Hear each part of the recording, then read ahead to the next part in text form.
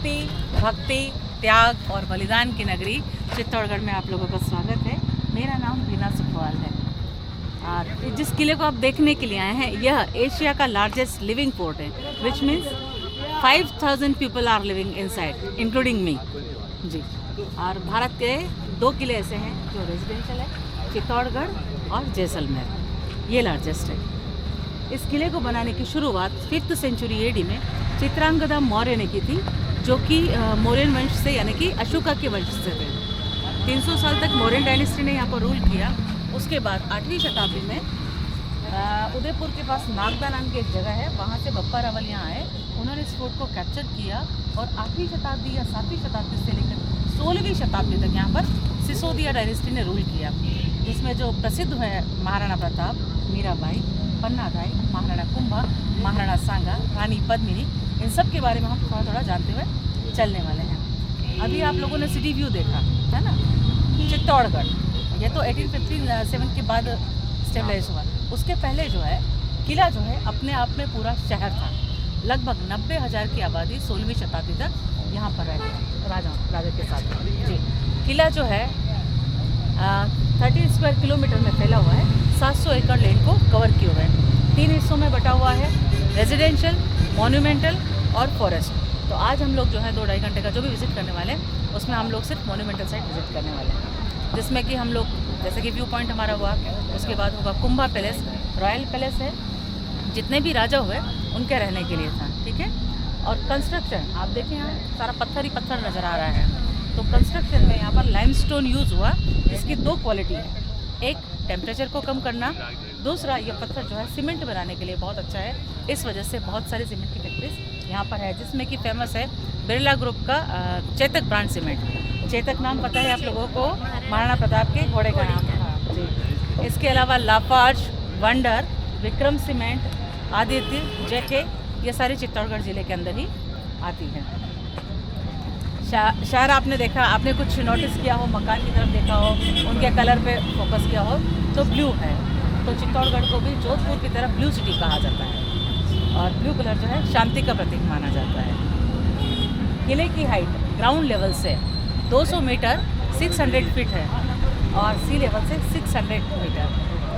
इसके बाद हम लोग चलने वाले हैं यहाँ का रॉयल पैलेस देखने, और राजा किस वंश से थे और किस तरह की यहाँ पूजा की जाती थी, ये सारा हम लोग पैलेस के अंदर जानने वाले हैं। हालांकि वो पूरा खंडर हो चुका है पर इतिहास बड़ा खूबसूरत है। और 16 मार्च को जो राजा थे अरविंद सिंह जी महाराज साहब, उनका डेथ हुआ है। हाँ ये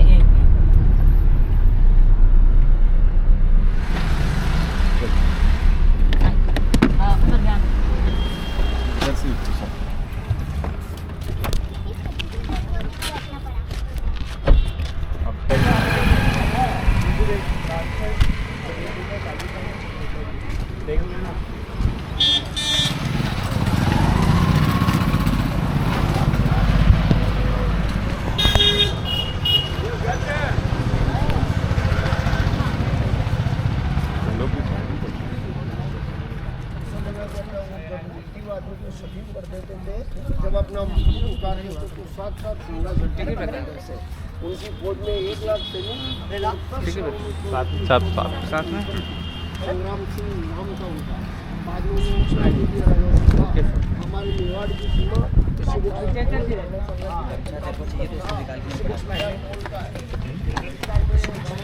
जाने के लिए रास्ता ये रहना।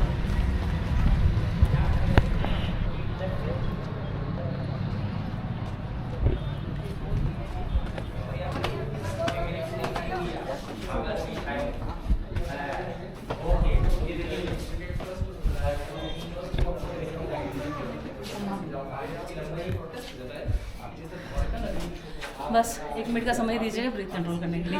आराम से जब तक फोटो खींच रहे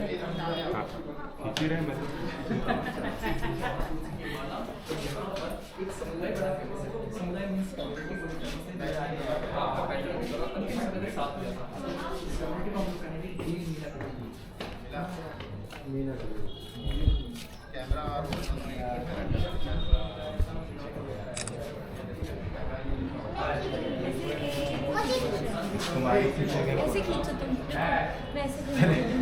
अरे खींचो ना, अरे कभी वीडियो ना ऐसे मेरे फ्रेंड्स बनाते हैं। चलिए आ जाइए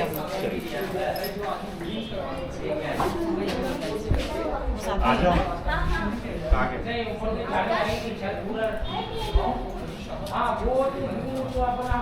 आगे जिस रैम्प से हम लोग चढ़कर आए वह 16th सेंचुरी तक घोड़ों के आने जाने के लिए रास्ता था। क्यों बनाया गया? कारण ये है कि राजा जितने भी थे सूर्यवंशी थे, तो उनकी जो डेली एक्टिविटी जो स्टार्ट होती थी सूर्य की पूजा से ही होती थी। सूर्य के दर्शन गर्मियों में सर्दियों में तो इजी रहे, पर परेशानी आई मानसून के समय में, तब पर अवल नहीं, यहाँ पर सूर्य का एक मंदिर बनवाया पैलेस के अंदर ही, और जो मूर्ति बनवाई राजस्थान के वेट के अकॉर्डिंग 1.25 मन सोना, यानी कि 50 किलो सोने की मूर्ति सूर्य की बनी थी।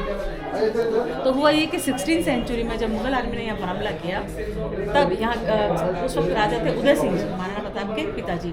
यहाँ के वॉरियर और यहाँ की जनता नहीं चाहती थी कि राजा जो है मेडल में पार्टिसिपेट करें, तो उनको यहाँ से सीक्रेटली बाहर जंगलों में पहाड़ों में भेज दिया गया, जहाँ राजा ने नए शहर की स्थापना की, जिसे हम लोग उदयपुर के नाम से जानते हैं। तो जब राजा यहाँ से गए तो वो मूर्ति अपने साथ लेकर गए, और सिटी पैलेस में अभी उस मूर्ति की मेटल की बनी हुई रेप्लिका म्यूजियम में रखी हुई है। आप लोगों ने वहाँ पर विजिट किया है उदयपुर?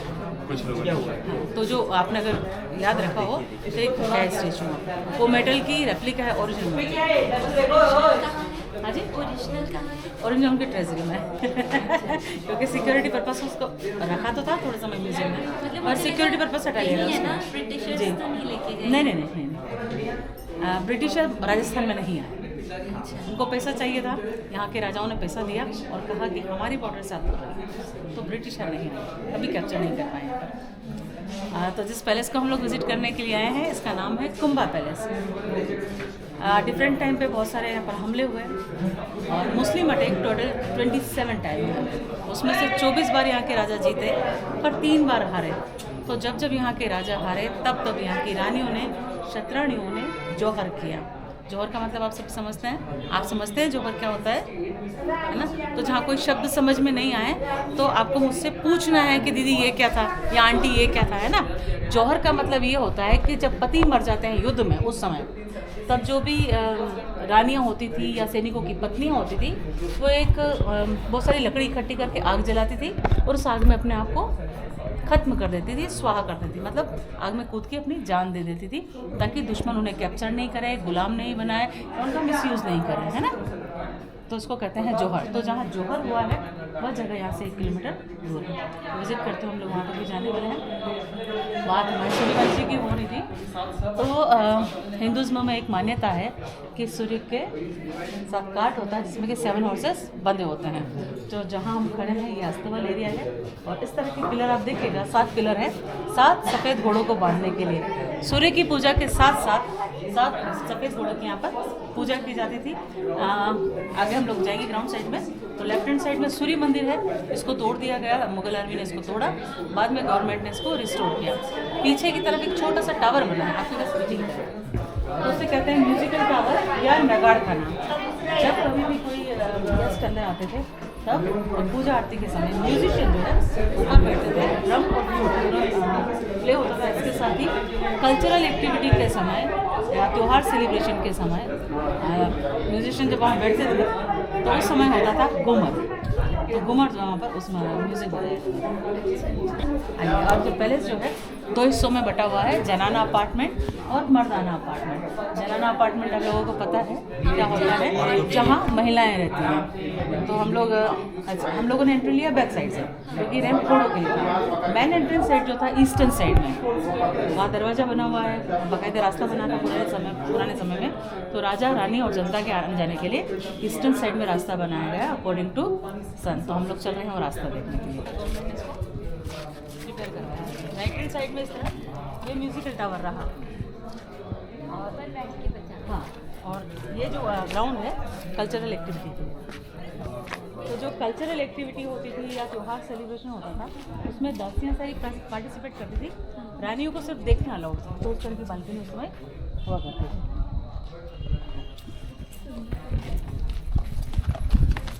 दिखा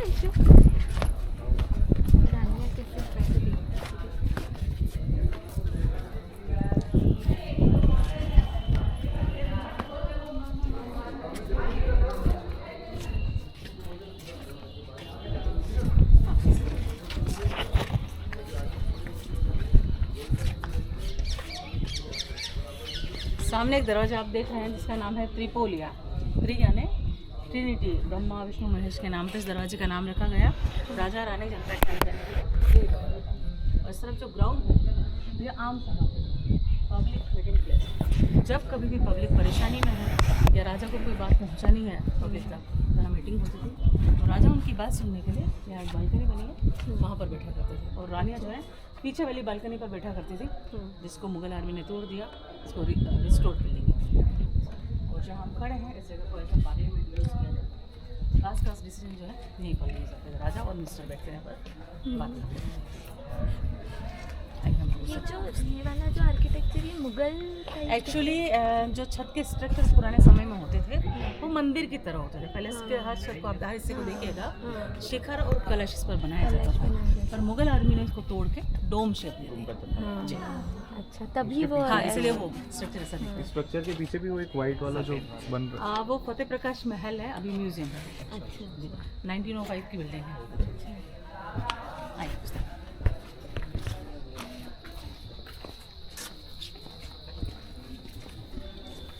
लेफ्ट हैंड साइड में दो मंदिर आपको दिखाई दे रहे हैं। छोटा वाला मंदिर जो है 16th सेंचुरी का कंस्ट्रक्शन है, बड़ा वाला 15th सेंचुरी का। मंदिर दोनों कृष्ण के ही है, और जो छोटा मंदिर है उसे भक्त के नाम से पहचान मिली, उसे कहा जाता है मीरा मंदिर। अच्छा। इस पैलेस को विजिट करने के बाद हम लोग वो दोनों मंदिर विजिट करने वाले हैं। और सामने है माँ कालिका का मंदिर हाइट पर।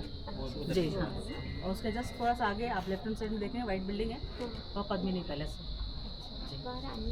हाँ, अभी लाइटिंग लाइट एंड साउंड शाम को 7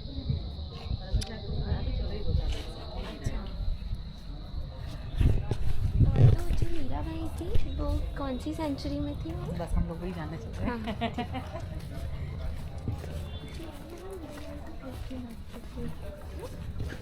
ऐसी लागी लगन।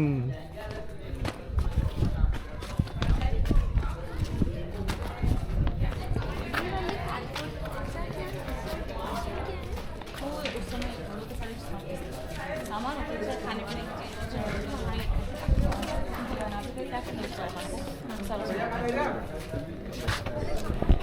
ये जनाना अपार्टमेंट का एंट्रेंस है, और जनाना अपार्टमेंट को सेपरेट रखा गया। कारण ये कि जब मुस्लिम भारत में आए तब हम लोगों ने पर्दा प्रथा को अडॉप्ट किया, है ना। उसके पहले भारत में पर्दा प्रथा नहीं थी। इवन न तो हमने रामायण में पढ़ा है, ना महाभारत में पढ़ा है, ना किसी वेद उपनिषद में हमने पढ़ा है कि हमारा कल्चर पर्दा वाला रहा है। ये उनसे बचने के लिए यहाँ पर अडॉप्ट। हाँ, अपना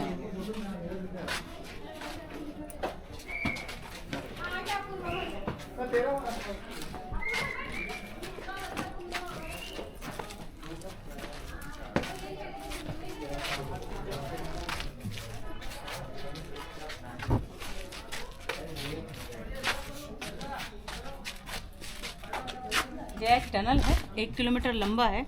जहाँ इसका एग्जिट है वहाँ पर एक होली लेक है जिसका नाम है गोमुख। अपना कल्चर है, एकादशी, अमावस्या या किसी की डेथ होती है तो हम लोग नहाने जाते हैं, है ना। तो उस समय रानी राजकुमारियाँ जो है होली देवी ने पवित्र स्नान के लिए टनल से होकर उस लेक तक जाती थी, और टनल में भी वो पैदल नहीं जाती थी, पालकी बनाई जाती थी अंदर ही, और पालकी पर सवार होकर वहाँ तक जाती थी। नीचे जाकर एक बहुत बड़ा सा कमरा है, वहाँ से टनल स्टार्ट हो रहा है। अभी बंद कर। हाँ, इसको यहाँ से बंद कर दिया गया है। एग्जिट हम देखेंगे, हम उस लेक तक भी चलने वाले हैं, पर बाई रोड हम लोग चल रहे हैं।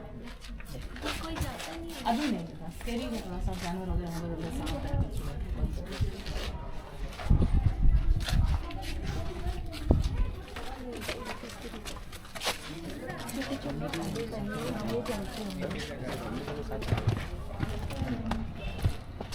ये रानियों का अपार्टमेंट 3 मंजिला इमारत थी है। फर्स्ट फ्लोर तक जाने के लिए आप देखिएगा सीढ़ियाँ बाहर से है, सेकंड और थर्ड फ्लोर के लिए सीढ़ियाँ अंदर से ही बनाई गई है। अभी जैसे डुप्लेक्स का कंस्ट्रक्शन होता है ना, ये हमारे यहाँ 10वीं 11वीं शताब्दी में हो चुका था। आइए हम लोग प्रोसेस को अंदर से जानते हैं। ये पूरा शेडेड यानी कि छत इसके ऊपर थी, और मुगल आर्मी ने सबको तोड़ा। जब बाबर भारत में आया तब पहली बार अपने साथ वो गन पाउडर और कैनन लेकर आया। उसके पहले हम भारतीयों को नहीं पता था कि गन पाउडर से भी युद्ध हो सकता है। इसी तरह से जब अकबर यहाँ आया तो अपने सब गन पाउडर लेकर आया, तो बहुत सारी चीज़ें ब्लास्ट की गई, बहुत सारी दूर से तोड़ी गई। इस फोर्ट का पोजीशन मुगल्स है, पर उन लोगों के पास कब तक था, कितने समय के लिए? सर एक्चुअली महाराणा प्रताप के जो बेटे थे अमर सिंह, उन्होंने मुगल के साथ संधि की।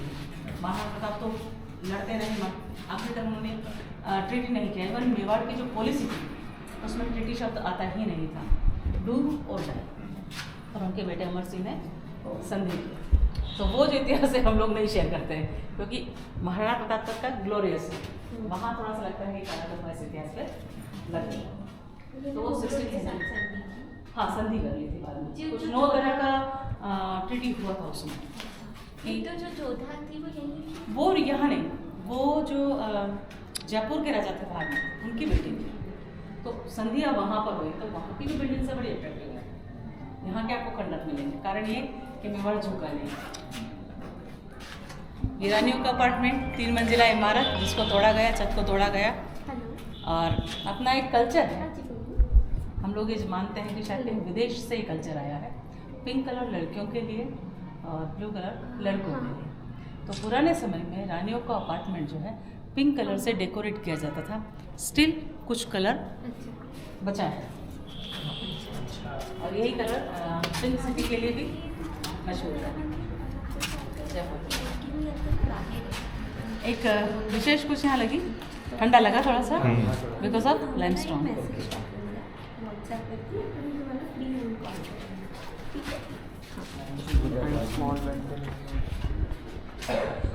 बात के लिए, बाथरूम था रानियों के लिए, और इस तरफ टॉयलेट बना। कम बाबा चले थे बाहर गाड़ी पाए पहुंच दो बता।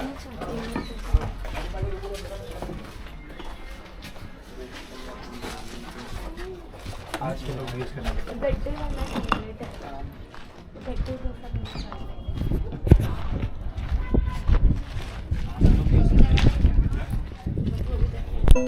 ये राजाओं का अपार्टमेंट था। इस तरह के 6 कमरे यहाँ पर थे, 4 पीछे की तरफ थे, इसको कम्प्लीटली तोड़ दिया, कुछ बचा नहीं, सिर्फ सीढ़ियाँ बची है, वहाँ से यहाँ तक आने के लिए बना रखे थे। 2 कमरे हैं जिसको गवर्नमेंट ने कुछ रिस्टोर किया है। आप लोग चाहें तो अंदर जाकर इसको विजिट कर सकते हैं। थोड़ा सा स्मेली है, कारण ये कि चमगादड़ अंदर रहते हैं, तो उनका यूरिन जो है स्मेल कर रहा है।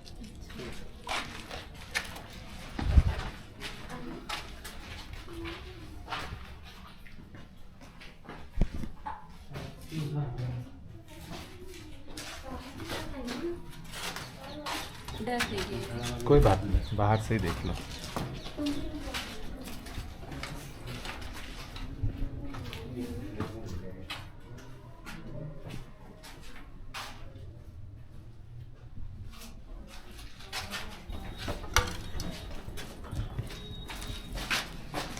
यही आ जाइए साथ में।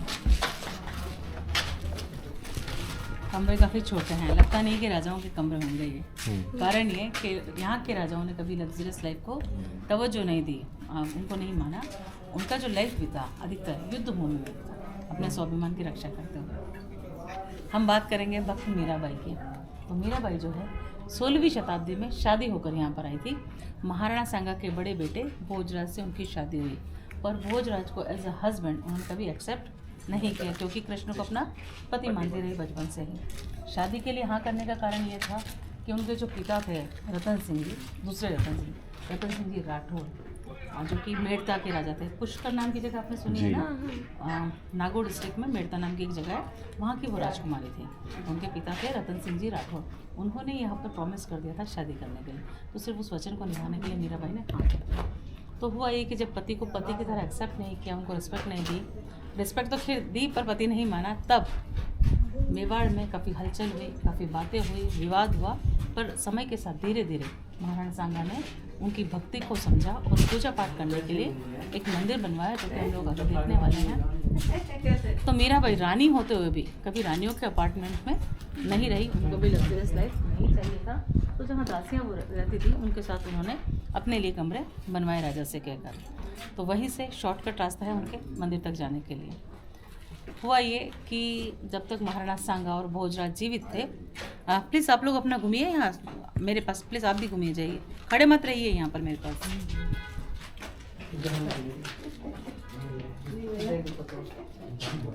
जब तक महाराणा सांगा और भोजराज जीवित थे तब तक तो मीराबाई की पूजा पाठ अच्छे से चलती रही। पर एक युद्ध हुआ खानवा का 1527 में बाबर के साथ में। उस युद्ध में महाराणा सांगा और भोजराज की मृत्यु हुई। हालांकि सांगा तो डायरेक्टली मारे नहीं गए थे, पर उस युद्ध में उनके शरीर पर 84 घाव हो गए थे और उस पीड़ा में भी वो युद्ध करने के लिए उत्साहित थे। और वो दर्द जो है यहाँ के सैनिक देख नहीं पा रहे थे, तो तब शायद उनको जहर देकर मारा गया, ऐसा बताया जाता है। तो जब दोनों की डेथ हुई तो मेवाड़ के राजा बने विक्रमादित्य, मीराबाई के देवर, जो कि शुरू से ही मीराबाई के अगेंस्ट थे। कई बार विक्रमादित्य ने मीराबाई को मारने की कोशिश की। एक बार खीर बनवाई, खीर में जहर मिलाकर मंदिर तक भिजवाया, पर मीराबाई का नेचर था कि कोई भी खाने पीने की चीज़ हाथ में आई है तो सबसे पहले कृष्ण को अर्पण करेगी, फिर प्रसाद स्वरूप उस चीज़ को खाएंगी पिएगी। तो जब मीराबाई ने खीर का प्रसाद खाया तो जहर कहाँ गया वो कृष्णा जाने, पर मीराबाई की मृत्यु उससे नहीं हुई। विक्रमादित्य बड़ा चिढ़ा, छोटी मोटी कोशिशें और करता रहा। एक बार उसने फूलों का टोकरा मंगवाया, फूलों के साथ उसने एक जहरीला सांप रखकर भिजवाया। मंदिर का टोकरा फूलों का टोकरा मंदिर तक पहुंचा। मीराबाई ने टोकरे का ढक्कन हटाया और जब फूल लेने की कोशिश की तो इस बार भी सांप कहाँ है वो ईश्वर जाने, पर सांप की जगह बड़ी खूबसूरत सी माला उसमें से निकली। मीराबाई ने वो माला जो है कृष्ण को अर्पण की, पर मीराबाई को लगा समथिंग इज फिशी, कुछ गड़बड़ तो है।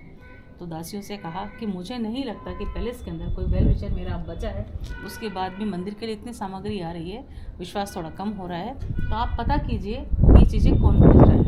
तो दासियाँ आती है, सारी रिपोर्ट कलेक्ट करके मीराबाई से कहती है कि आपके देवर विक्रमादित्य आपको मारने की कोशिश कर रहे हैं। तो मीराबाई इस तरह की एक्टिविटी से काफ़ी डिसअपॉइंट होती है।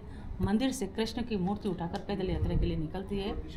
काशी, वृंदावन, मथुरा, पूरा भारत पैदल पैदल साधुओं के साथ घूमते हुए बताया जाता है कि लास्ट में गुजरात द्वारिका गई और यहाँ की जो ओरिजिनल मूर्ति है द्वारिका में ही है। और इसके साथ ही कहा जाता है कि भारत की 2 महिलाएं ऐसी है जिनका अंतिम संस्कार नहीं हुआ है। पहली माता सीता जो धरती में समा गई, और दूसरी मीराबाई जिनके लिए कहा जाता है कि कृष्ण भजनों पर नाचते नाचते वो उस ओरिजिनल मूर्ति में ही मर्ज हो गई, उसी में शरीर समा गई, क्योंकि उनकी डेथ के कोई एविडेंस हमारे पास नहीं है। इसके अलावा एक वीरांगना और हुई जिनका नाम था पन्नाधाई। तो हुआ ये कि महाराणा उदय सिंह की माँ कर्णावती जब जौहर करती है उस समय उदय सिंह 3 या 4 वर्ष के रहे। तो मरने से पहले माँ कर्णावती ने उदय सिंह की जिम्मेदारी पन्ना नैनी को सौंपी, पन्नाधाई को सौंपी। पन्नाधाई के अपना एक बेटा होता है चंदन, जो सेम एज होता है उदय सिंह जी के, और उदय सिंह जी के सौतेला भाई होता है बनवीर, जो नहीं चाहता था कि उदय सिंह जी बड़े होकर यहाँ के राजा बने।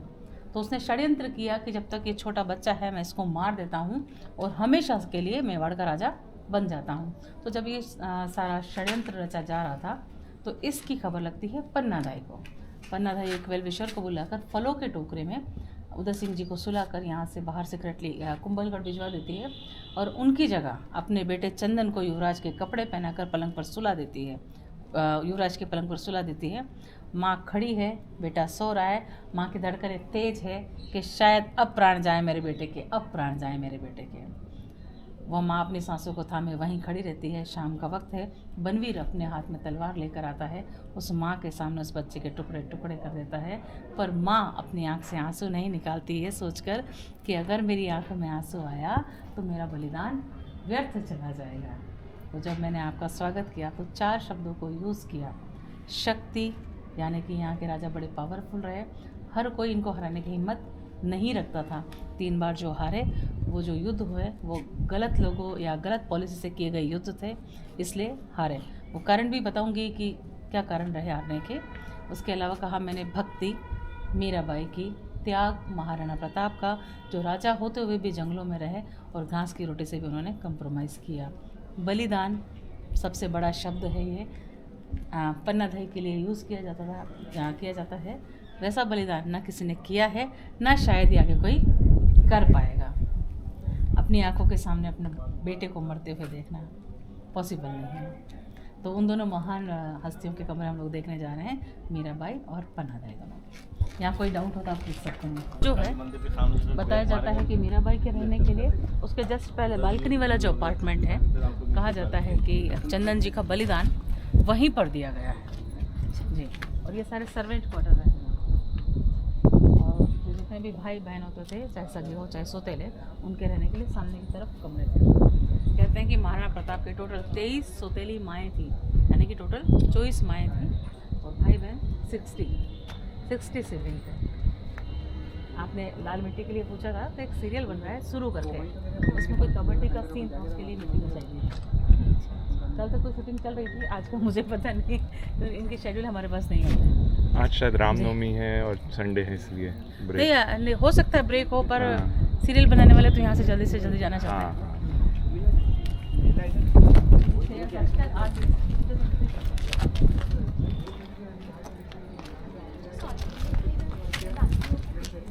दासियों के भी थे, और जैसे मेवाड़ जो है यहाँ की 13 प्रिंसली स्टेट थी, तो जो प्रिंसली स्टेट के हेड होते थे वो चाहते थे कि हमारी बेटियों की शादी राजा से करें, ताकि हम लोग ज़्यादा पावरफुल हो जाए, हमारे पास पावर आ जाए। और राजा भी शादियाँ करते थे, क्योंकि युद्ध तो होते ही रहते थे, तो उन्हें अपनी जनरेशन के लिए मेंबर चाहिए ही थे वैसे भी। बट राजा किसी एक को घोषित करते होंगे आगे जाकर, जो पावरफुल होता होगा। खास रानी होती थी, पटरानी होती थी, वो राजा के साथ इधर रहती थी, और उन्हीं के बच्चे राजा बनते थे। तो कहीं ना कहीं पार्शलिटी तो होती है। कुछ कुंभलगढ़ किले और इस किले के बीच में क्या है एक रिलेशन? रिलेशन ये है कि जो महाराणा कुंभा थे, उन्होंने ही कुंभलगढ़ का निर्माण करवाया, और इस पैलेस को कुंभा पैलेस भी इसलिए कहते हैं कि मैंने शायद आपको बताया है कि नहीं बताया, कुंभा पैलेस क्यों कहा जाता है? नहीं। ठीक है। अलाउद्दीन खिलजी ने जब हमला किया तो काफ़ी तोड़फोड़ मचाई, तो बाद के राजाओं ने इसको रिपेयर तो करवाया, रहने लायक थोड़ा करवा दिया, कंडीशन ठीक करवाई, पर महाराणा कुंभा ने बड़ी खूबसूरती के साथ इसको दोबारा बनवाया, इसलिए उन्हीं के नाम से आज तक जाना जाता है। 15वीं सेंचुरी की जी। तो ये क्या नीचे चल रही है? वो देखो पुराने ज़माने का ड्रेनेज है, बारिश का पानी बाहर निकालने के लिए। ये लगभग 11वीं सेंचुरी का है।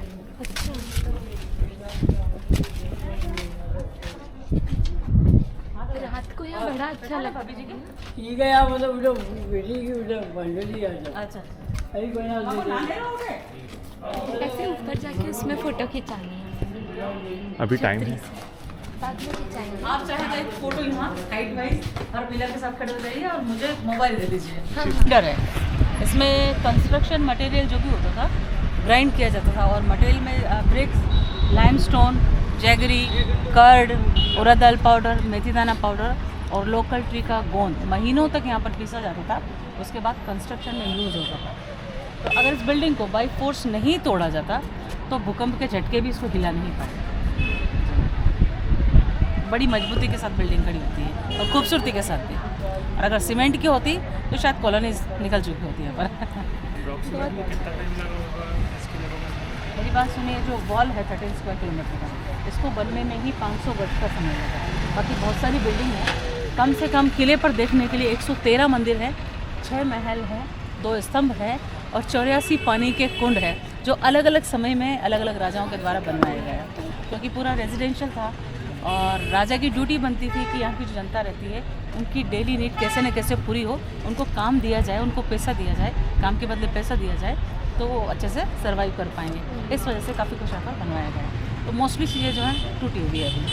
तो जैसे ये सूर्यवंशी थे तो इनका कनेक्शन उनसे भी था, भगवान राम जी से। जी, भगवान राम से। उनके मतलब- लव और कुश दो थे। तो जो कुश थे उन्होंने पहले कुशवाहा डायनेस्टी जयपुर में शुरू की या कश्मीर से शुरू की, तो फैलते फैलते यहाँ तक आए। फिर यहाँ पर 2 डायनेस्टी हुई, राणा और महाराणा।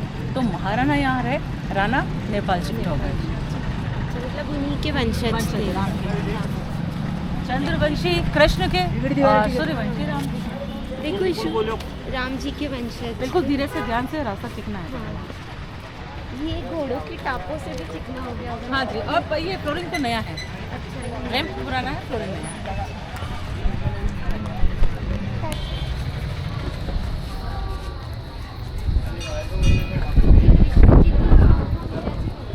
दोनों कृष्ण मंदिर है, अलग अलग समय। हाँ जी।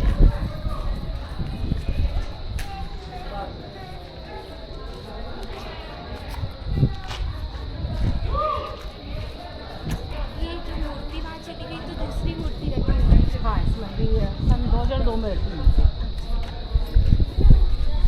ये वाला मेन मंदिर है। हाँ, दोनों ही मेन है। हाँ। दोनों की अलग अलग खासियत है। हाँ, एक बार आप अंदर दर्शन करके आए फिर मैं डिटेल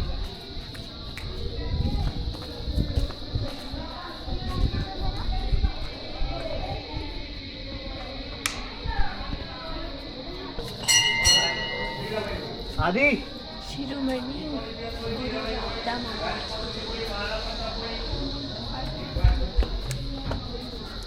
मंदिर जहाँ आप दर्शन करके आए भक्त मीराबाई का मंदिर था।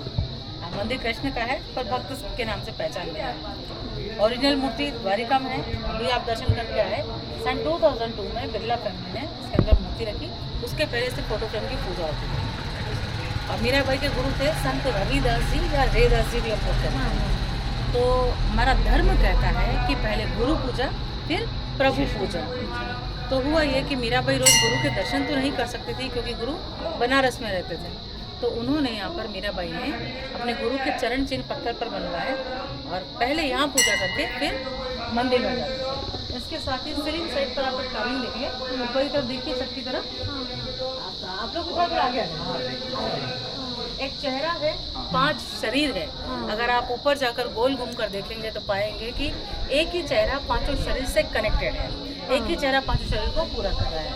और बनाने की थीम यह रहा कि जैसे अपना शरीर 5 एलिमेंट्स से लेकर है, तो ये 5 शरीर जो है 5 एलिमेंट्स को रिप्रेजेंट करते हैं। अभी हमारे पास कुछ पढ़ना है, सभी को सीखना है, तो बहुत सारे साधन है हमारे पास। चाहे सोशल मीडिया हो, चाहे अलग अलग टीचर्स को हम लोग ज्वाइन कर सकते हैं।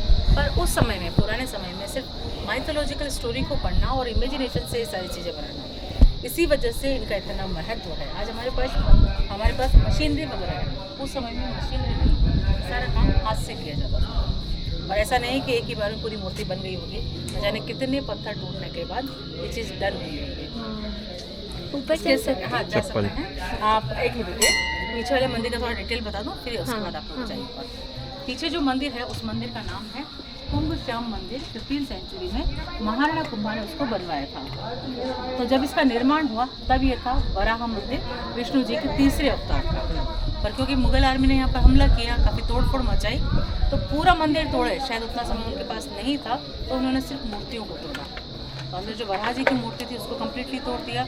बाहर की आप जितनी भी मूर्तियाँ देखेंगे मंदिर के बाहर की, उनको भी तोड़ा गया, पर उनके नाक पर ज़्यादा फोकस किया गया। हर मूर्ति के नाक को तोड़ा गया क्योंकि हम हिंदुस्तानी नाक को हमारा गर्व, हमारा स्वाभिमान मानते हैं। कुछ गलत होता है तो हम लोग कहते हैं ना नाक कट गई, तो उन्होंने मूर्तियों के नाक को तोड़ के गए, नाक को काट के गए, हमारे स्वाभिमान पर हमला करके गए। और मंदिर जो है 2 तरह के स्ट्रक्चर से बना हुआ है। आप उस तरफ देखिएगा, पहला हाफ जो है गुजरात का सोमनाथ मंदिर, उसकी रेप्लिका है। सेकेंड हाफ जो है जगन्नाथपुरी की रेप्लिका है। और हिंदुज़्म में जितने भी देवी देवता हैं सबका कोई न कोई वाहन है। तो विष्णु जी के वाहन है गरुड़ जी। मंदिर के सामने इसी तरह का एक प्लेटफॉर्म बना है, उसके ऊपर भगवान गरुड़ की मूर्ति लगी है। मूर्ति बनाई गई है मानव शरीर की तरह, पर विशेषता यह है कि कंधों पर उसके पंख लगाए गए हैं। 1905 में वो सारी मूर्तियाँ तो टूटी हुई थी।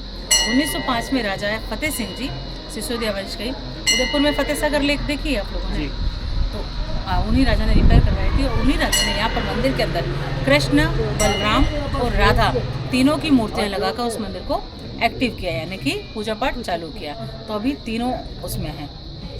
अब आप नाक कटी हुई है ये। हाँ, हर जगह देखिएगा मूर्तियाँ। आप जहाँ भी मूर्ति देखेंगे, चेहरा 90% आपको चेहरे खराब मिलेंगे, या फिर उनके हाथ, पैर, आँख, उंगली इस तरह से उन्होंने काटी हुई है। आपको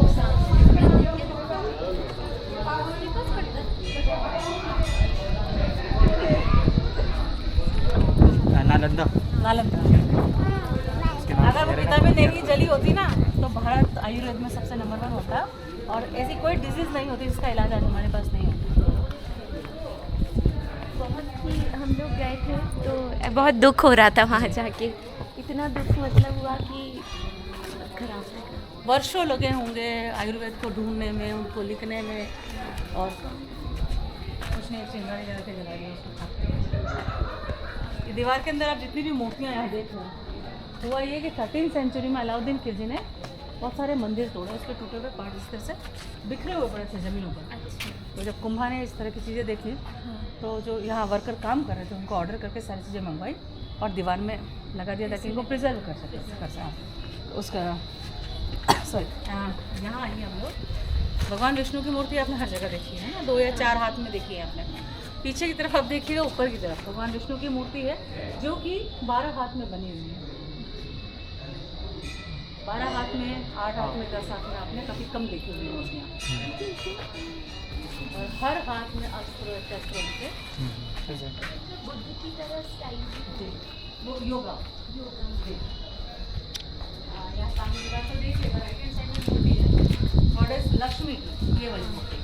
ये वाला और लेफ्ट हैंड साइड में माँ कालिका की मूर्ति है, जब वो रौद्र अवतार में है, मार काट कर रही है, तो शिव जो है उनको रोकते हुए। और मिडिल में आप क्या पहचान सकते हैं, क्या मूर्ति हो सकती है वो? विष्णु जी है? नहीं लेडी है। भगवान शिव है, अर्धनरेश्वर हाँ। रूप, आधे शिव और आधे पार्वती जी। वैसे मूर्ति आपने हर जगह, हर मंदिर पर देखी है। यहाँ हम कुछ विशेष जानने आए हैं मुगल्स के बारे में, कि उनके दिमाग कितनी गंदी सोच से भरे थे, ये हम लोग जानने आए हैं।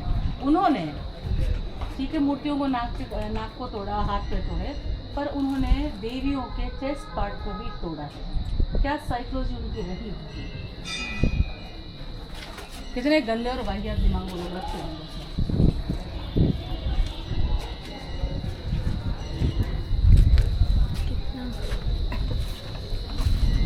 और ये लेफ्ट हैंड साइड में छोटा मंदिर माँ लक्ष्मी का ही था, पर अभी इसमें कोई मूर्ति नहीं है।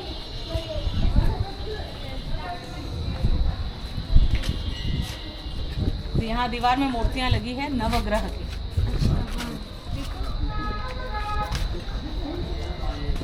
एक रॉयल ट्रेन आती है, आप लोगों ने नाम सुना होगा, तो फ्राइडे को उसका यहाँ विजिट होता है। तो मैं जाती हूँ विजिट के लिए, तो फॉरेनर्स पूछते हैं कि हो सकता है कि मेरा प्रश्न बड़ा मूर्खतापूर्ण हो, पर मुझे ये जानना है कि उस समय में इंडिया के लोगों को कैसे पता था कि प्लैनेट्स भी होते हैं।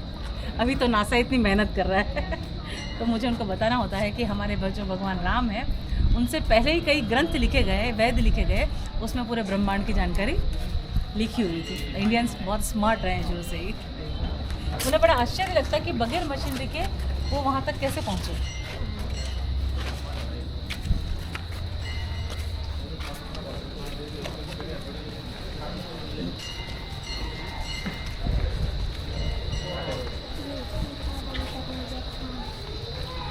हाँ, इस मंदिर में आपको दर्शन के लिए जाना है। कृष्ण, बलराम और राधा जी तीनों की मूर्तियाँ अंदर हैं। अंदर से परिक्रमा में आपको जाना है। परिक्रमा में पीछे की तरफ अब भगवान वराह जी की मूर्ति लगी हुई है, हालांकि वो टूटी हुई है पर ओरिजिनल मूर्ति है वो। अंदर से ही है परिक्रमा।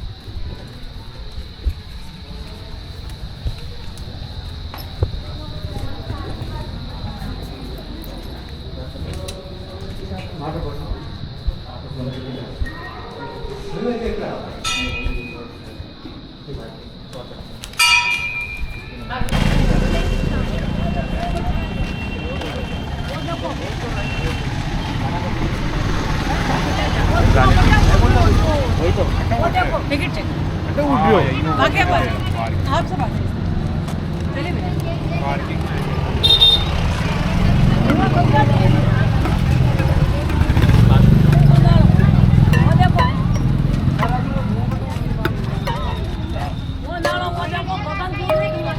भैया टिकट दिखा देना।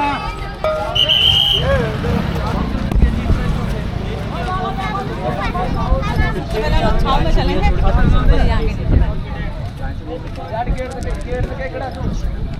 बाहर बना दे।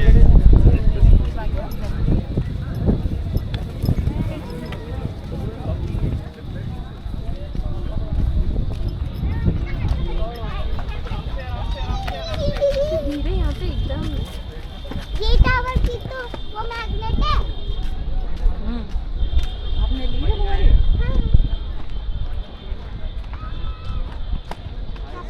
पापा वो बंदर, पापा सच का बंदर इस बार मिला।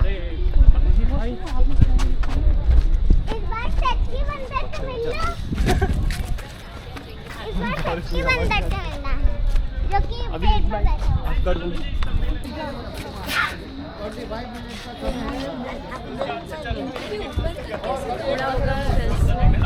किसी शो की वजह से अंदर से पूरा खराब किया। अंदर से हाँ जिस बिल्डिंग के पास, भैया इस तरफ तो आगे आ जाइए, जिस बिल्डिंग के पास हम लोग खड़े हैं इसको देखने के लिए आए हैं, इसका नाम है विजय स्तंभ विक्ट्री टावर। इसको 1448 में महाराणा कुंभा ने बनवाया था। कारण ये था कि 2 स्टेट्स एक साथ उन्होंने जीते थे, मध्य प्रदेश और गुजरात। तो मध्य प्रदेश का राजा उस समय था महमूद खिलजी और गुजरात का अहमद शाह। अहमदाबाद शहर जो है उसी के नाम से भी चलता है। दोनों राजाओं ने यूनिटी की, दोस्ती की और एक किले पर अटैक किया, पर महाराणा कुंभा ने बड़ी बहादुरी के साथ युद्ध किया और दोनों राजाओं को मार गिराया। तो जो विजय कुंभा को मिली, उस विजय को, उस विक्ट्री को सेलिब्रेट करने के लिए उन्होंने विजय स्तंभ बनाया। 9 मंजिला इमारत है ये अकॉर्डिंग टू 9 प्लैनेट्स। इसकी हाइट है 37 मीटर 122 फीट्स और ऊपर 9th फ्लोर तक जाने के लिए 157 स्टेयरकेस है जी। पूरा बनने में इसको 10 वर्ष का समय लगा। और महाराणा कुंभा ने लेबर चार्ज के तौर पर 90 लाख सोने की मोहरें दी। और कुंभा ही ऐसे राजा हैं जिनके लिए कहा जाता है कि मेवाड़ में उन्होंने सैलरी सिस्टम को स्टार्ट करवाया। उसके पहले वर्कर को सिर्फ 3 टाइम का खाना अवेलेबल होता था, पर राजा को कहीं ना कहीं लगा कि पैसे की ज़रूरत है, तो उन्होंने सैलरी स्टार्ट कर दी। काम करो, पैसा ले जाओ, खाना अपने आप बनाओ और खाओ। मैंने आपको बताया कि पूरा बनने में 10 वर्ष का समय लगा। और इसके जो आर्किटेक्ट थे उनका नाम था मंडन। उन्होंने अपने 4 बेटों के साथ मिलकर इसको बनाया। नाम सुनिएगा, नाम बड़े अट्रैक्टिव उनके बेटों के, नापा, पुमा, पूजा और कूपा। मुझे याद करने में पसीना आ गए पोएम की तरह नाम था इनका। 9th फ्लोर तक इसमें भी जैसे रामायण, महाभारत, वेद, उपनिषद, पुराण, इनसे ली गई मूर्तियां हैं। वही है ग्रंथ को पढ़ना, इमेजिनेशन से मूर्तियां बनाना। तो देवियों की, देवताओं की, अप्सराओं की इस पर मूर्तियाँ बनी हैं, जिसको कि मुग़ल आर्मी ने 16th सेंचुरी में तोड़ा या ख़राब किया। कोविड से पहले तक ये बिल्डिंग खुली थी ऊपर तक जाने के लिए, पर कोविड में एक बार इसको बंद किया। उसके बाद इसको इसकी सुरक्षा की दृष्टि से या इसको बचाने के लिए इसको बंद ही रखा गया है। कारण ये है कि हम इंडियंस, हम अंदर जा रहे हैं, स्प्लिट कर रहे हैं, स्क्रैच कर रहे हैं, गर्लफ्रेंड बॉयफ्रेंड के नाम लिख रहे हैं और इसको ख़राब कर रहे हैं। दोबारा ये चीज़ हम तो बना नहीं पाएंगे, तो इसे कम से कम बचा तो सकते हैं। तो इसी वजह से इसको भी बंद किया हुआ है। इसको हम लोग थोड़ा पास से देख लेते हैं, फिर हम चलेंगे जौहर स्थल देखने के लिए।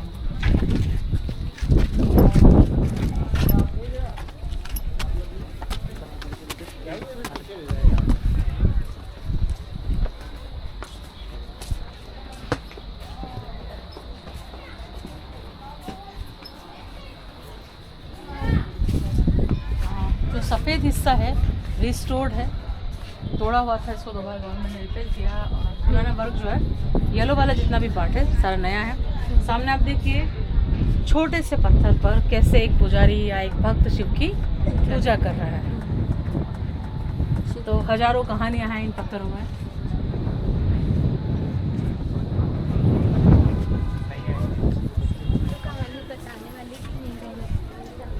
नहीं, हर पत्थर अपनी कहानी कह रहा है।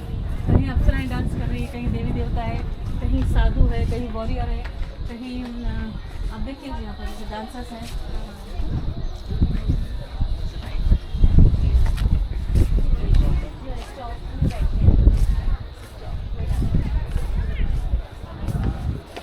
ये एंट्रेंस है, भगवान शिव की मूर्ति है अंदर की तरफ, उसको भी तोड़ा गया और लेफ्ट हैंड साइड से सीढ़ियाँ जा रही हैं।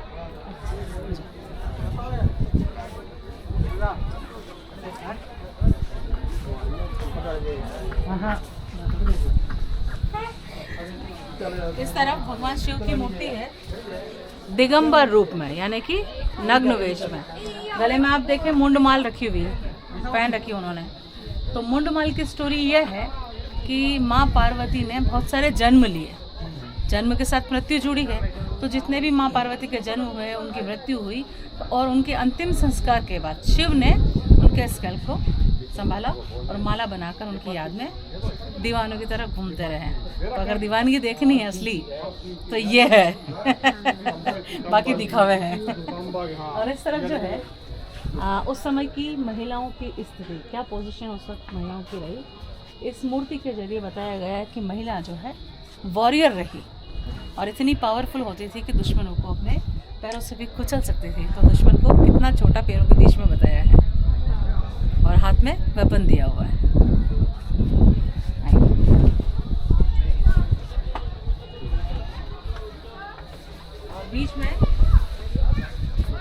भैरव की मूर्ति, मृत्यु के देवता इनको भी माना जाता है। और यहाँ पर भी काल भैरव का जो वाहन है कुत्ता होता है, तो कुत्ते की मूर्ति बना रखी है। तो ये कुछ सिंबल है जिससे हम लोग पहचान सकते हैं। आइए हम लोग नीचे की तरफ चलेंगे जौहर स्थल के बारे में जानने के लिए। धीरे और ध्यान से आइएगा। देखिए तो क्या हुआ?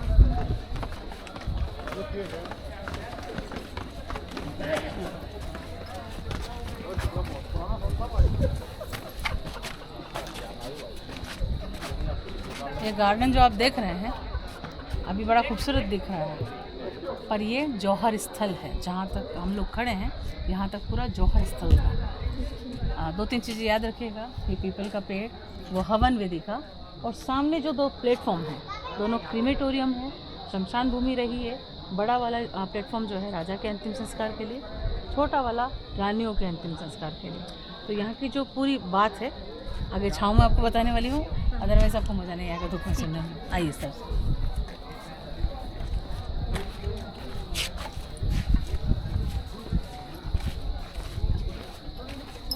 बॉलीवुड मूवी है गाइड मूवी, जिसका एक गाना है आज फिर जीने की तमन्ना है। हाँ हाँ तो उसमें जो वहीदा जी का डांस है इस वॉल पर, हाँ वॉल पर हुआ है।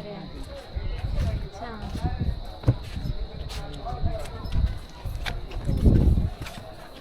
मुझे वैसे तो जौहर यहीं सुनाने में बहुत मज़ा आता है, सुनने में भी यहाँ पे मज़ा आता है, पर आज थोड़ी धूप है तो बच्चे बीमार नहीं हो रहे हैं। अदरवाइज यहाँ जो जोश आता है ना वो कहीं और नहीं आने वाला है।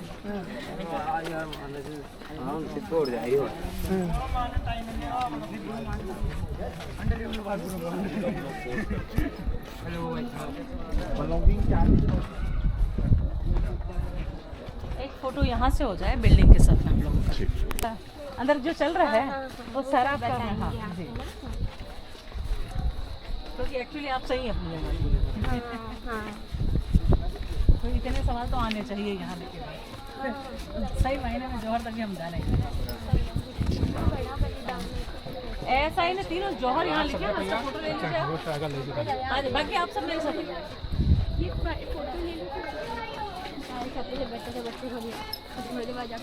पूरा फैमिली आ गई।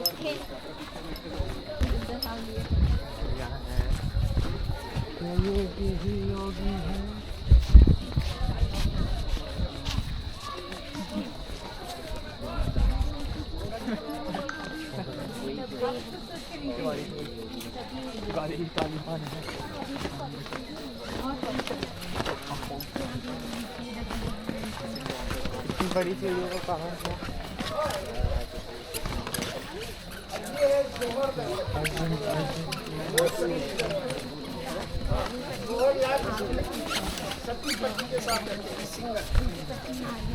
एक लास्ट था हमारे राजस्थान में लास्ट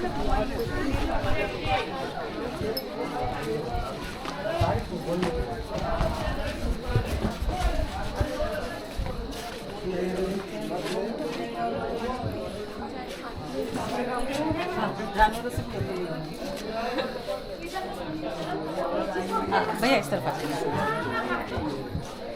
सबसे पहले हम जौहर के बारे में जानेंगे। गार्डन आपने देख लिया, दोनों प्लेटफॉर्म क्रीमेटोरियम आपको बताया, पीपल का पेड़ और जौहर हवन वेदी का भी उसके अंदर बनी हुई है। तो हुआ ये कि जो गार्डन एरिया हम देख कर आए, 3 बार वहाँ पर जौहर हुआ है। पहला जौहर हुआ 1303 में, राजा थे रतन सिंह जिनकी पत्नी थी रानी पद्मिनी। अलाउद्दीन खिलजी यहाँ पर हमला करता है, एक बार तो हार जाता है, दूसरी बार फिर हमला करता है, पर हमला करने से पहले किले को बाहर से विजिट करता है, जहाँ एग्रीकल्चर साइड होता है वहाँ पर अपना कैंप लगाता है और फूड सप्लाई को बंद कर देता है। तो राजा आम सभा बुलाते हैं और सारी बात रखते हैं जनता के सामने कि इस तरह से दुश्मन ने डेरा डाल लिया है, आप बताइए आप किस पक्ष में हैं। तो जनता कहती है कि राजा हमें सिर्फ 2 ही चीज़ आती है, या तो मरना या तो मारना। बातचीत करना, समझौता करना हमारे खून में नहीं है, हमारे मेवाड़ में नहीं है। तो अगर दुश्मन युद्ध करना चाहता है तो हम तैयार हैं। तो हुआ ये कि खिलजी ने भी इधर से स्टार्ट नहीं किया युद्ध, उधर से भी अंदर से भी कोई हलचल नहीं हुई। तो राजा ने कहा कि ठीक है, जब तक हमारे पास जितना अनाज अवेलेबल है हम लोग खाएंगे। खत्म हुआ, हो सकता है कि दुश्मन भी यहाँ से चला जाए, अगर नहीं भी गया तो हम लोग युद्ध के लिए तैयार हैं। तो राजा और जनता के पास मिलाकर इतना अनाज था कि 6 महीने तक उन्होंने अंदर सर्वाइव किया। पेट भर कर खाना, पावर मिले उतना नहीं खा पाए। तो रानी पद्मिनी को कहीं न कहीं शक हुआ कि अगर युद्ध हुआ तो वॉरियर तो हमारे वीक होते जा रहे हैं, ऑब्वियसली मारे जाएंगे, तो हम महिलाएं जो है सरेंडर नहीं करेंगी, हम भी जौहर कर लेंगे। तो जितनी भी यहाँ की स्त्रियाँ थी सबको रेडी किया और इस तरह का जौहर करने का प्लान बना, उसका कारण ये था कि वॉरियर कमज़ोर होते चले गए। दूसरा, अलाउद्दीन खिलजी अपने साथ जो सेना लाया यहाँ से 10 गुना अधिक थी, तो अगर एक कमज़ोर से 10 पावरफुल लड़ेंगे तो मारा ही जाएगा। तो रानी ने क्या किया कि वहाँ पर खुदाई करवाई, तो वो एरिया जो है 40 से 50 फीट गहरा था। आपका सोचना बिल्कुल सही था। रानी ने किले भर से लकड़ी, तेल, कपड़ा, रुई, घी, जो भी चीज़ जल सकती थी वो सारी चीज़ें कलेक्ट करवा के कुएं में डालकर छोड़ दी। तो जब युद्ध हुआ, राजा मारे गए, सैनिक सारे जब धीरे धीरे मारे गए, तब रानी पद्मिनी ने 16,000 शतरानियों के साथ वहाँ पर जौहर किया। दूसरा जौहर हुआ, 3 हुए, वो पहला पद्मिनी वाला। दूसरा हुआ 1535-36 में माँ कर्णावती ने किया। हुआ ये कि गुजरात का बहादुर शाह यहाँ पर हमला करता है और रानी शासन कर रही है क्योंकि सांगाजी पहले ही मारे जा चुके हैं। तो एक बार तो बहादुर शाह को धन दौलत देकर यहाँ से भेज दिया कि तू अटैक मत कर। यहाँ भी पब्लिक भी कम थी, योद्धा कम थे क्योंकि पहले ही मारे जा चुके हैं अधिकतर लोग। तो बहादुर शाह को साल 2 साल में वापस कुछ लालच आया, दोबारा उसने अटैक किया। तब यहाँ के सेनापति और सैनिकों ने युद्ध किया, सेनापति मारे गए, सैनिक सारे मारे गए। तब माँ कर्णावती ने 13,000 शतरानियों के साथ यहाँ पर जौहर किया। आखिरी जौहर हुआ 1567-68 में। राजा उदय सिंह जी थे जिनको यहाँ से बाहर भेज दिया गया। तो 2 वॉरियर थे, जयमल और पत्ता, जिनकी एज थी 13 और 17 साल, बच्चे ही थे वो। उन्होंने मुग़ल आर्मी के साथ युद्ध किया। अच्छा, उनकी यहाँ 13 और 17 साल के बच्चे मुग़ल आर्मी के 35,000 सैनिकों को मारने के बाद दोनों वीर गति को प्राप्त हुए, यानी कि दोनों की डेथ हुई। तब पत्ता जी की वाइफ थी फूल कंवर, जो खुद 14 साल की बच्ची थी। उन्होंने 7,000 शतरानियों के साथ वहाँ पर जौहर किया। तो उस जौहर में मैम आपकी तरह मेरी तरह सामान्य महिलाएं तो थी, कुछ ऐसी थी जो गर्भवती थी, कुछ ऐसी थी जिनके हाथ में दूध पीते बच्चे थे। उन सभी ने अपने छोटे छोटे बच्चों को साथ में लिया और आग में कूद गई, क्योंकि वो नहीं चाहती थी कि उनकी डेथ के बाद बच्चों का बाई फोर्स धर्म परिवर्तन हो या उन बच्चों का कुछ गलत यूज़ वो लोग करें या उन बच्चों के साथ कुछ गलत ना करें। इस वजह से उन्होंने अपने बच्चों को साथ में लिया और आग में कूद गई। सर, इसको प्लीज़ 2 मिनट के लिए बंद कीजिए। आपने शिव मंदिर हर जगह दर्शन किए हैं, है ना? आपने किस रूप में शिव के दर्शन किए हैं? शिवलिंग के शिवलिंग के, है ना?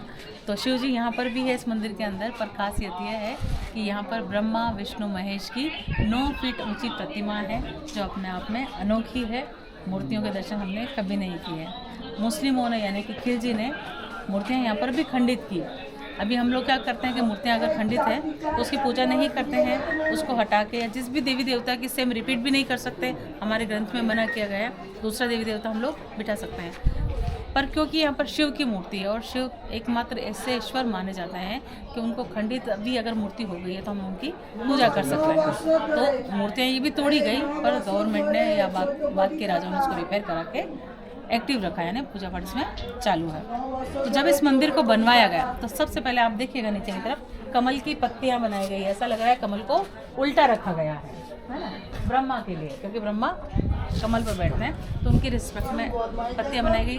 फिर बनाया गया शेरमुख प्रॉस्पेरिटी के लिए, elephant for good luck for Fortune, और बीच में जो सिंगल मूर्तियाँ आप देख रहे हैं गॉडेसेस की, ये भारत की जितनी भी पवित्र नदियाँ, गंगा, यमुना, कृष्णा, कावेरी, सरस्वती, इनकी मूर्तियां हैं जो मंदिर के चारों ओर बनाई गई हैं। इन मूर्तियों के ऊपर आप देखिएगा ऑर्नामेंटल डेकोरेशन, महिलाएं जो पर्ल की ज्वेलरी पहनती उस तरह से मोती का काम किया गया है। फिर ऊपर जो है सारे स्वर्ग की अप्सराएं हैं जिनको डांस करते हुए यहाँ पर बताया गया है। डांस करती हुई मूर्तियाँ मंदिरों के बाहर इसलिए लगाई गई है क्योंकि हमारे ग्रंथ में नृत्य और संगीत दोनों को ही भक्ति का एक माध्यम माना गया है। हम डांस के जरिए भी ईश्वर को मना सकते हैं, क्योंकि भगवान शिव नटराज भी कहलाते हैं। और भजन अगर मीरा बाई ने नहीं लिखे होते तो आज हम नहीं गा रहे होते कि पायो जी मैंने राम रतन धन पायो। और इसके अलावा उस समय का ट्रांसपोर्टेशन क्या था, तो आप इस तरफ देखिएगा बैलगाड़ी बनाई गई है शेड के साथ में जी।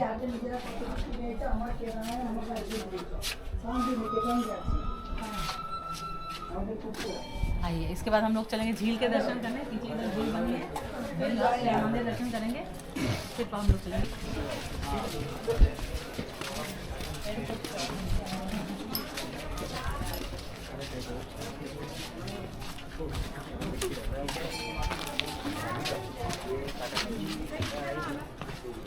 ये झील की वैसी क्यों गूगल पे चित्तौड़गढ़ सर्च करेंगे तो ये व्यू आएगा, उस तरफ से फोटो लिया हुआ है ग्रीनरी समय में, यानी बारिश के समय में। तो यह झील है गोमुख। हमने टनल देखा था पैलेस के अंदर, वो टनल का एग्जिट सामने मंदिर की तरफ नीचे की तरफ कहीं था, जिसको बंद कर दिया गया। गोमुख है 5वीं शताब्दी की, चित्रांगदा मौर्य ने ही इसको बनवाया था। 12 महीने झील पानी से भरी रहती है। पानी जो है 24 घंटे 7 दिन जो है चट्टानों से आ रहा है। कहाँ से आ रहा है किसी को नहीं पता। बहुत सारे हिस्टोरियन, बहुत सारे इंजीनियर्स आए यहाँ पर सर्च करने के लिए, पर आज तक कोई पानी का सोर्स पता नहीं कर पाया। पर उनमें से कुछ लोग पोएट थे, तो उन्होंने यहाँ के लिए कविता लिखी। गोमुख भरे झरना झरे, निर्भय नाथ की ठोर, करोड़ों करोड़ों यू करे तपस्या, तब पावे चित्तौड़। इसके अलावा अमिताभ बच्चन के फादर श्री हरिवंश राय बच्चन जी, वो भी पोएट थे। उनकी बड़ी इच्छा थी चित्तौड़गढ़ दर्शन करने की, पर उनके बिजी शेड्यूल में से शायद समय नहीं निकाल पाए, मरने तक वो यहाँ नहीं आ पाए। पर मरने से पहले अपनी उस इच्छा को उन्होंने कविता में लिखा। उन्होंने लिखा, मुझे न जाना गंगा सागर, न वृंदावन काशी, तीर्थराज चित्तौड़ देखने को मेरी अखियाँ प्यासी। तो मुझे ऐसा लगता है उनसे कहीं ज़्यादा लकी हम लोग हैं तो दर्शन कर पा रहे हैं।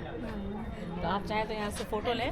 और ऊपर एक हवेली आप देख रहे हैं, मैंने आपको 2 वॉरियर बताए थे, जयमल और पत्ता। ये उनका रेजिडेंशियल एरिया था जो कि आज खंडर हो चुका है। और इसकी एक विशेषता है, हम लोग बाय रोड देखेंगे, इसकी जो फ्रंट वॉल है इंडिगो कलर से डेकोरेटेड है, जो कि 16th सेंचुरी में वो कलर अप्लाई किया है। फूल पत्तियों और ब्लू स्टोन एक होता है, उससे बनाया हुआ कलर है। अभी हम लोग घर में कलर करवाते हैं, मुश्किल से 2 साल टिकता है, और वो 500 सालों से टिका हुआ है अभी। मंदिर आपको जाना है, ब्रह्मा विष्णु महेश तीनों हैं, तीनों की 9 फीट ऊंची मूर्ति है। और महेश की जो मूर्ति है, शिव की जो मूर्ति है, जैसे जब समुद्र मंथन हुआ तो 14 रत्न निकले, जहर भी, हलाहल भी निकला, कोई इसको लेने के लिए तैयार नहीं थे। शिव रेडी हुए तो इस मूर्ति में वो सीन बताया गया है, शिव के हाथ में एक प्याला है और वो विषपान कर रहे हैं, उनका मुंह खुला हुआ है जी। आप छाँव में कहीं जूते चप्पल उतार दीजिए। एक पीछे की तरफ बना है ईस्टर्न गेट है, और सामने जो है वो नदन साइड गेट है। दोनों क्रीमेटोरियम पर्पस से था, एंट्री और एग्जिट था, पर बाद में जब जौहर हुआ तो दोनों दरवाज़ों का नाम रख दिया गया जौहर द्वार। ये क्या है? ये सारे कास्ट वाइज मंदिर थे। और ऊपर इधर पीछे की तरफ प्लेटफॉर्म पर एक मंदिर बना है जो कि ब्राह्मण्स के लिए था।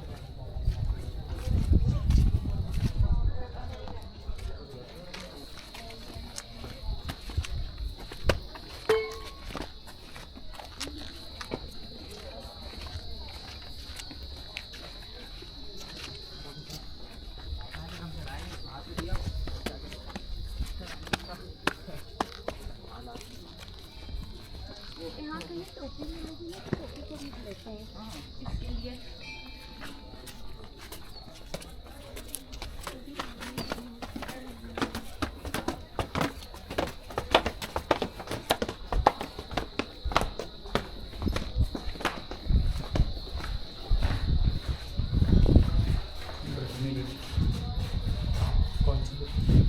नहीं, देवनागरी ही है।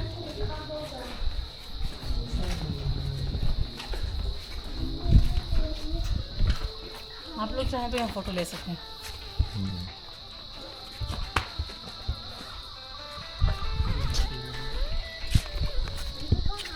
ये यहाँ जितने भी पेड़ दिख रहे हैं सीताफल के पेड़ हैं। अच्छा, पूरा जंगल भरा है इससे। हाँ जी। पापा पता है सीताफल मतलब क्या होता है? नहीं पता। सीताफल मतलब जिसे सीता जी खाती थी। ऐसे ही रामफल भी होता है।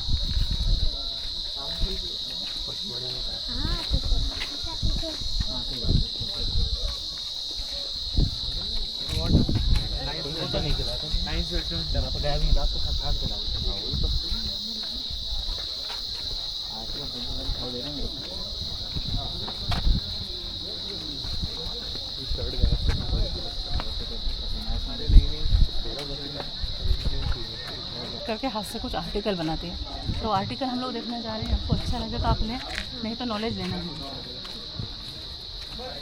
और फिर जाएंगे पद्मिनी हाँ, महल। फिर कार में बैठेंगे और पढ़ने जाएंगे।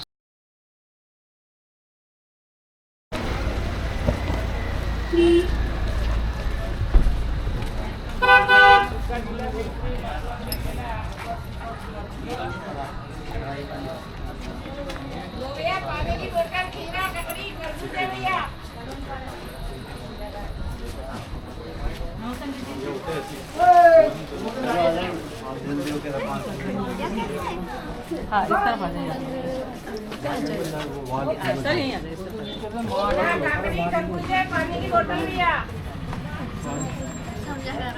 जिस दरवाजे को या जो साइड हम लोग देखने के लिए आए हैं, इसको कहते हैं सूरज पोल, क्योंकि ईस्टर्न साइड है तो सूरज पोल यानी सूर्य के नाम पे दरवाज़ा रखा गया। जैसे 7 दरवाजे चढ़कर आप ऊपर तक आए, वैसे ही 7 दरवाजे यहाँ नीचे तक भी थे। अच्छा। हाँ, और 3 जो मेजर हमले हुए, अलाउद्दीन खिलजी, बहादुर शाह और अकबर, तीनों का इसी तरफ से हुआ। बाकी सारे युद्ध आप जहाँ से है ना, सिटी सेंटर लिए, वो युद्ध मैदान था। वो सिटी जो है युद्ध मैदान था। ये लोग दूसरी तरफ। ये सिर्फ एग्रीकल्चर पॉलिसीज होती थी, कुछ नीति होती थी, उसको फॉलो किया जाता था। जैसे कि सनराइज टू सनसेट युद्ध होगा, रात में नहीं होता था युद्ध। इसके अलावा महिलाओं, बच्चों और एग्रीकल्चर साइड को टच नहीं किया जाता था। तो ये जो 3 इन्वेडर आए, ये अपनी कंट्री से कोई राजा थे नहीं, लुटेरे थे। तो उन्होंने यहाँ पर वही सब किया जो उन्होंने अपनी कंट्री में किया, लूट मचाना, तोड़फोड़ करना, हर चीज़ को खराब करना। तो इसी वजह से इधर आए, कोई पॉलिसी को फॉलो नहीं किया, क्योंकि अगर पॉलिसी फॉलो करते थे एग्रीकल्चर साइड तक नहीं आते थे। और किले का या मेवाड़ स्टेट का ये वीक पॉइंट था कि रेजिडेंशियल एरिया अंदर और एग्रीकल्चर साइड बाहर। इसी वजह से ये लोग हारे। और पीछे जो पहाड़ियाँ आप देख रहे हैं, अरावली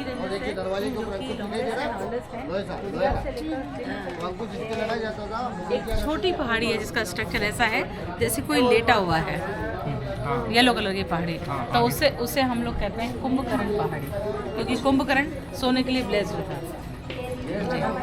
तो आप चाहे तो ये दीवार देख रहे हैं ना, 30 किलोमीटर में पूरा दीवार बना कहाँ का बोल से किला का सेफ्टी दीवार। और दरवाजे को यहाँ से गर्म तेल, हाथ की गोले, 3 कमान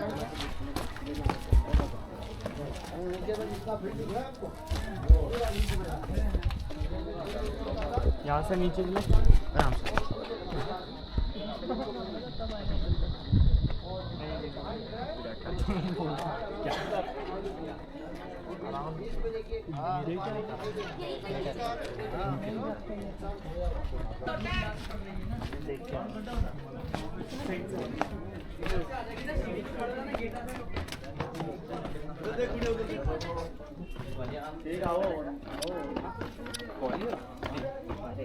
साइड हो जाओ, बैकग्राउंड। बंदूक पकड़ोगे ये सही है। ओके, पास में पीछे नहीं जाने का, ऐसा घोड़ा मार देता है, उसकी हड्डी के जूती में। ये 2 फोटो हो जाएंगे बहन, है ना। घोड़े के 40 फुट हो जाएंगे ना। तो देखो देखो, दोनों हाथ से पकड़ो, पकड़ो दोनों हाथ से। या सही है। ओके, एक आप बहन साथ में खड़े होंगे, पास में आइए, पापा और मम्मी दोनों साथ में। हाँ। जैन कीर्ति स्तंभ और जैन मंदिर 12th सेंचुरी में यहाँ के जो फाइनेंस मिनिस्टर थे उन्होंने इसको बनवाया था। टावर जो है भगवान आदिनाथ यानी कि जैनियों के पहले तीर्थंकर को समर्पित है। टावर के चारों ओर आदिनाथ भगवान की मूर्ति लगी है। 7 मंजिला इमारत है ये। और हुआ ये था कि 12th सेंचुरी में जब इसका कंस्ट्रक्शन हुआ, 13th सेंचुरी में अलाउद्दीन खिलजी जब आया तो उसने हिंदू मंदिर तोड़े, साथ में जैन स्ट्रक्चर, जैन मंदिर भी तोड़े। जैन मंदिर के ऊपर का शिखर और कलश कंप्लीटली तोड़ दिया, अंदर की मूर्तियाँ खराब कर दी, डिस्ट्रॉय कर दी। काफ़ी सालों तक मंदिर खाली पड़ा रहा। फिर जैन कम्युनिटी ने अपनी एक संस्था बनाई, एक फाउंडेशन बनाई जिसका नाम रखा कल्याण जी आनंद जी। 1942 में उन्होंने यहाँ पर फंड किया इस मंदिर को रिपेयर करवाया, ऊपर के शिखर कलश नहीं लगवाए, मूर्तियाँ नहीं लगवाई, उस मंदिर को एक्टिव करवाया, इसमें पूजा पाठ चालू करवाया। तो आपकी चॉइस हो तो आप अंदर जाकर विजिट करके आइए।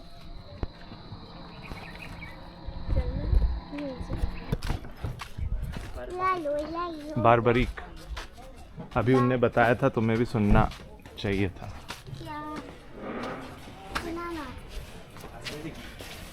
बारबरीक नहीं, बारबरीक।